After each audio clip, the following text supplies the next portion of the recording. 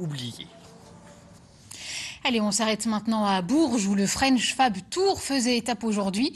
Il s'agit de promouvoir l'industrie et la relance dans les territoires, des métiers qui parfois n'attirent pas les jeunes, alors qu'il existe de nombreux déchets. À Bourges, Stéphane Daune et Philippe Roy. La French Fab fait son tour. Derrière son coq bleu, l'industrie de demain est présente. Robots, numériques, attirent les regards de centaines de jeunes. Les apprentis sont là pour parler vrai, montrer leur expérience. Ça permet de découvrir un peu plus le métier, de leur montrer, voir si plus tard ça peut les intéresser, de leur donner une image à peu près du métier, leur faire découvrir le début, on va dire. Un début bien loin des stéréotypes. L'industrie de demain a fait sa révolution 2.0. Elle est propre et surtout bien payée.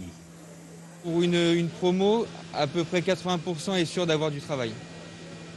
Et un travail bien payé ? Un travail, oui, bien payé. Oui. Dans l'usinage, les jobs, il y a beaucoup de demandes. Et pareil, ça dépend de l'entreprise où l'on est. Sinon, oui, c'est bien payé. Usinage, fraisage, imprimante 3D donnent des idées aux collégiens présents. Ce sont des quatrièmes, donc effectivement, on commence déjà à préparer leur orientation pour l'année prochaine. On essaye de leur montrer un maximum de métiers en fait à voir pour vraiment qu'ils aient le choix dans leur projet. Vu que c'est un secteur qui recrute bien, donc c'est vrai que pourquoi pas pour eux, ça peut être une occasion effectivement de découvrir des métiers qu'ils n'avaient pas pensé tout simplement. Dans un contexte de sortie de crise où la réindustrialisation et la relance sont au cœur des priorités, beaucoup d'entreprises industrielles sont en recherche de salariés dans notre région.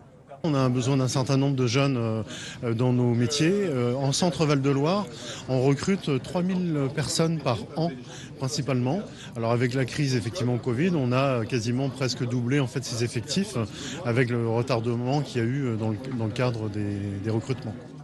Du CAP au diplôme d'ingénieur, l'industrie n'a pas fini de recruter. Alors, si ça vous intéresse, postulez. Avant de se quitter, je vous rappelle cette information et c'est le chiffre du